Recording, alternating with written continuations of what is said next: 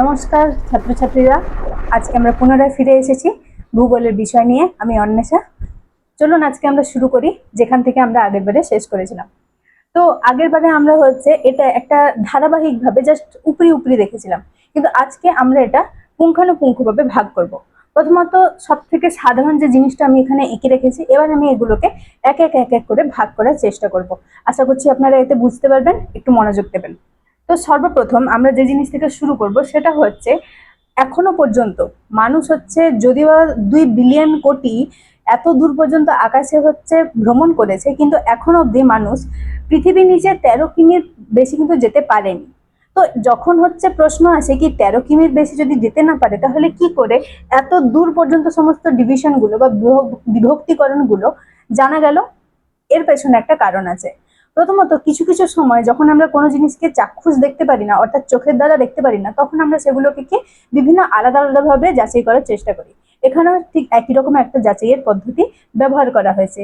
এই যাচাইয়ের পদ্ধতিটা নিয়ে একটা সম্পূর্ণ আলাদা বিভাগ আছে, যেটা নিয়ে আমরা পড়াশোনা করতে পারি, যেটাকে বলে সিসমোলজি।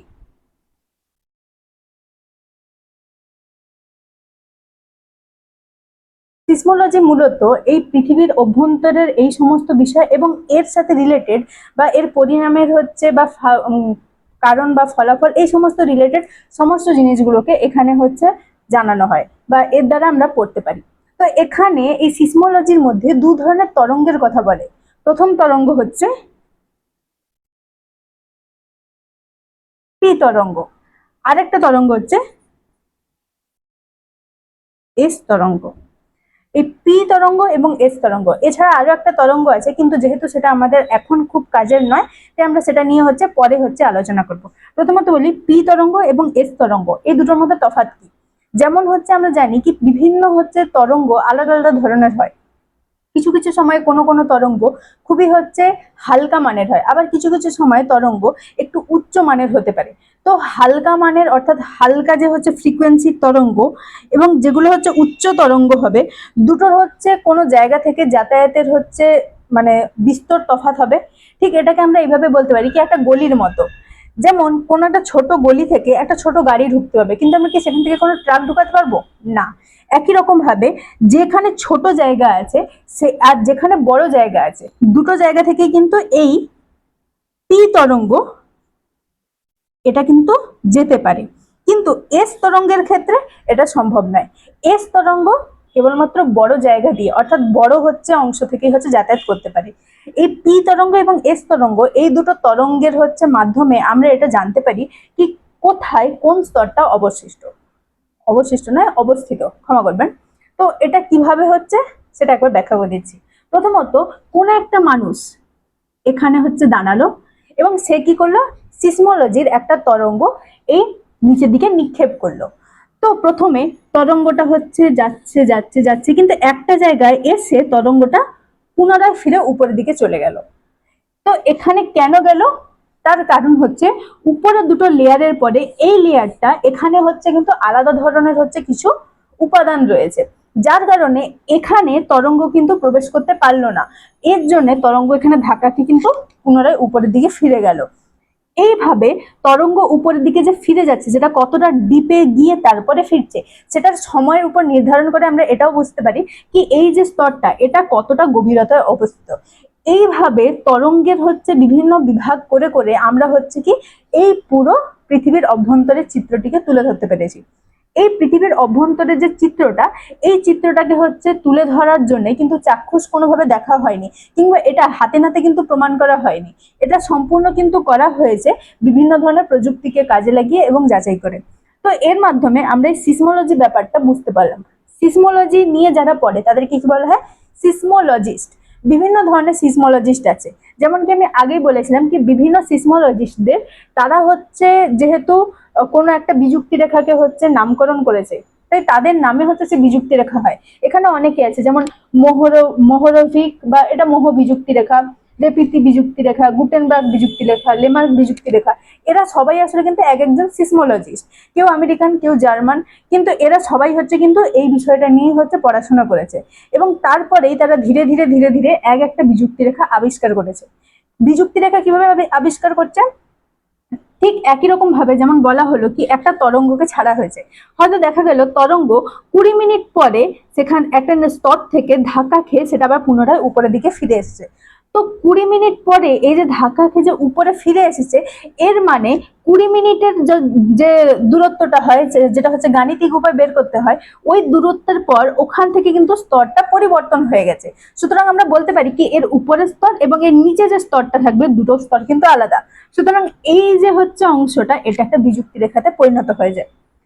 তো এখন পর্যন্ত আমরা সিসমোলজি বিভাগটাকে হচ্ছে মানে বোঝানোর চেষ্টা করলাম। সিসমোলজি আরো একটা বিভাগে কাজে লাগে, যেটা আমাদের হচ্ছে খুবই পরিচিত, সেটা আমরা পরে একটু ব্যাখ্যা করব।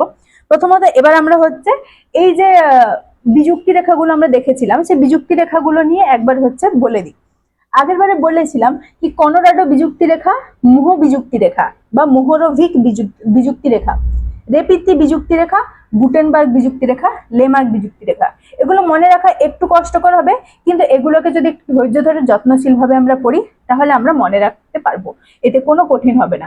এই জন্য আমি আবার একবার রিপিট করে দিচ্ছি। কলোরাডো বিযুক্তি রেখা, মুহ বিযুক্তি রেখা, রেপিতি বিযুক্তি রেখা, গুটেনবার্গ বিযুক্তি রেখা আর লেমার্ক বিযুক্তি রেখা। এদের মধ্যে কলোরাডো বিযুক্তি রেখা বাদে মোহ, রেপিতি, গুটেনবার্গ এবং লেমার্ক, এই চারটে বিযুক্তি রেখা মূলত হচ্ছে তাদের আবিষ্কারকদের নাম থেকে হচ্ছে নামকরণ এদের করা হয়েছে।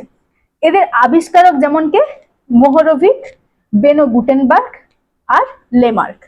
এদের নাম অনুযায়ী হচ্ছে এই বিযুক্তি রেখাগুলোকে নামকরণ করা হয়েছে। এরা সবাই 1900 দশক থেকে 1970-এর দশকের মধ্যে এই সমস্ত হচ্ছে বিযুক্তি রেখাগুলোকে এক এক করে তুলে ধরেছে, এবং প্রত্যেকটার জন্যই তারা কিন্তু এই সিসমোলজিকেই হচ্ছে প্রয়োগ করেছে।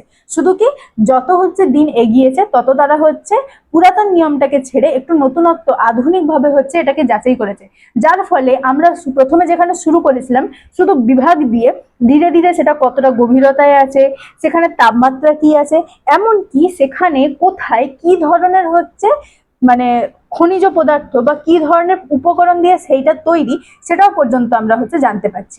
যেমন এর একটা উদাহরণ দিই, গুরুমণ্ডল আগে হচ্ছে প্রথমে ছিল কিন্তু শুধু গুরুমণ্ডল, সেটাকে পরবর্তীকালে ভাগ করে কি করা হয়েছে ঊর্ধ্ব গুরুমণ্ডল, নিম্ন গুরুমণ্ডল। ঊর্ধ্ব গুরুমণ্ডল, নিম্ন গুরুমণ্ডল নামকরণের পর আবার হচ্ছে নতুন একটা আবিষ্কার করা হলো। সেই আবিষ্কারটা কি, সেটা হলো ঊর্ধ্ব গুরুমণ্ডলকে বলা হচ্ছে শিয়াল আর নিম্ন গুরুমণ্ডলটাকে বলা হচ্ছে সীমা। শিয়াল, সীমা নামটা শুনতে একটু অদ্ভুত লাগছে, কিন্তু এটার পেছনে একটা সাইন্টিফিক কারণ আছে। আল আর মা, এই দুটো মূলত এই দুটো স্তরে কি ধরনের উপকরণ পাওয়া যাচ্ছে সেই নিয়ে হচ্ছে বোঝানোর চেষ্টা করা হয়েছে। এই যে শিয়াল, শিয়াল হচ্ছে মানে মূলত হালকা ধরনের বস্তু, এই হালকা ধরনের বস্তু ঊর্ধ্ব গুরুমণ্ডলে পাওয়া যাচ্ছে, এই জন্য এই শিয়াল হচ্ছে ঊর্ধ্ব গুরুমণ্ডলকে বলা হচ্ছে, আর সীমা এই নিম্ন গুরুমণ্ডলকে।